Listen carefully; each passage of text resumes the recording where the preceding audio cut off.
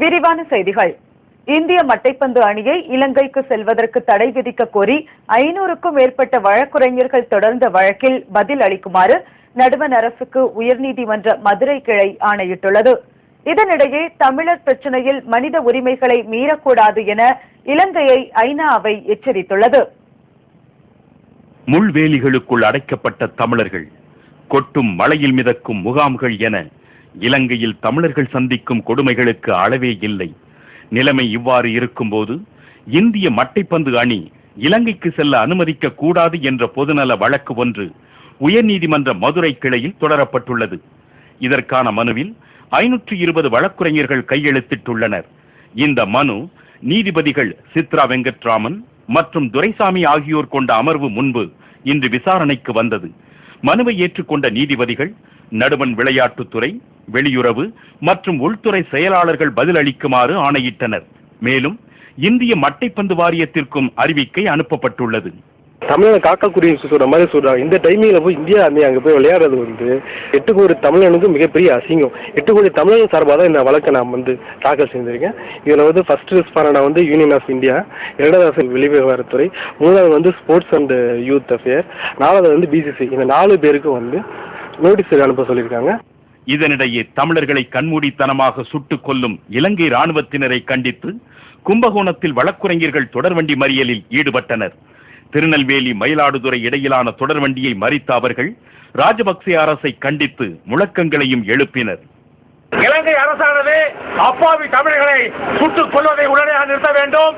நமது மத்திய அரசானது இலங்கையிலே கொல்லப்படுகின்ற தமிழக படுகொலையை உடனே தலையிட்டு நிறுத்த நடவடிக்கை எடுக்க வேண்டும்.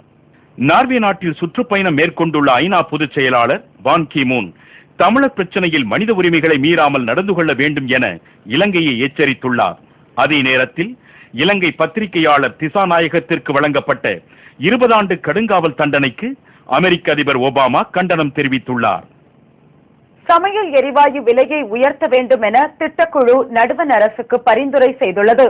குறைந்த விலையில் எரிவாயு வழங்கப்படுவதால் பொதுமக்கள் அதன் மதிப்பை உணராமல் வீணடிப்பதாக நடுவண் திட்டக்குழு குற்றம் சாட்டியுள்ளது.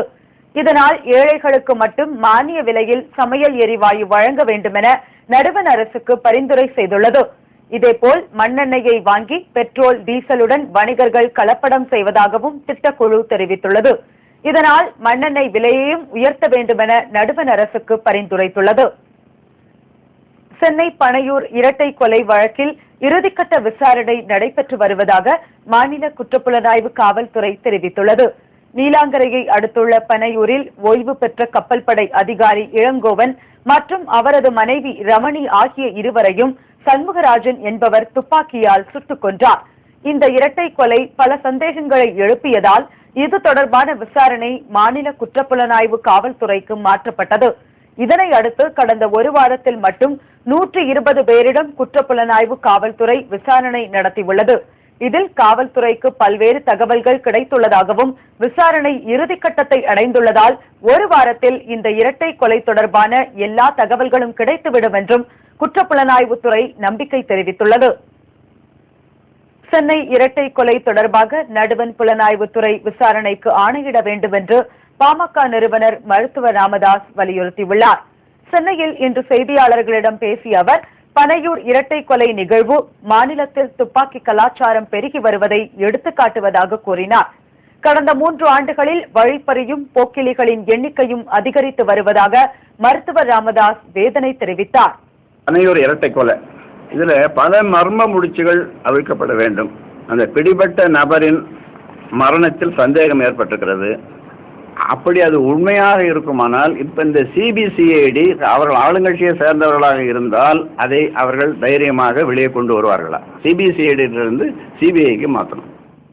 வாக்குப்பதிவு எந்திரங்களின் நம்பகத்தன்மை குறித்து ஆய்வு செய்ய தேர்தல் ஆணையம் உடன்பட்டிருப்பதாக தெரிவித்த அவர், இதற்கு தேவையான உதவிகளை செய்வதாக ஆணையம் கூறியிருப்பதாகவும் தெரிவித்தார்.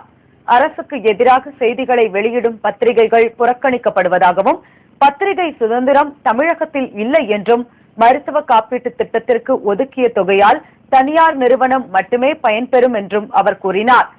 ஏழைகளுக்கும் பணக்காரர்களுக்கும் சமமான கல்வி கிடைக்காத வரையில் சமச்சீர் கல்வி முறை என்பது ஒரு ஏமாற்று வேலையாகவே இருக்கும் என்றும் மருத்துவர் ராமதாஸ் தெரிவித்தார். சென்னையில் உள்ள விடுதலை சிறுத்தைகள் கட்சியின் தலைமை அலுவலகத்தை உடனடியாக காலி செய்ய உயர்நீதிமன்றம் ஆணையிட்டுள்ளது.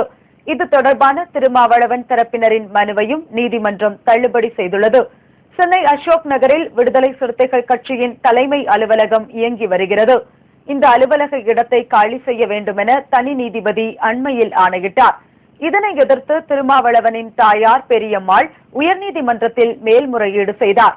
அதில் தமக்கு சொந்தமான இடத்தை காலி செய்ய தனி நீதிபதி பிறப்பித்த ஆணையை ரத்து செய்ய வேண்டுமென அவர் வலியுறுத்தியிருந்தார்.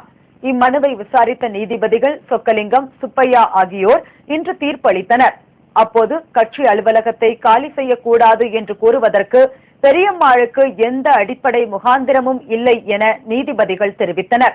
நிலத்தின் உரிமையாளர் திருமாவளவனின் தாயார்தான் என்பதற்கு ஆதாரமில்லை என்று கூறிய நீதிபதிகள் விடுதலை சிறுத்தைகள் கட்சி அலுவலகத்தை காலி செய்ய நீதிபதி பிறப்பித்த ஆணை செல்லும் என்று தீர்ப்பு வழங்கினர்.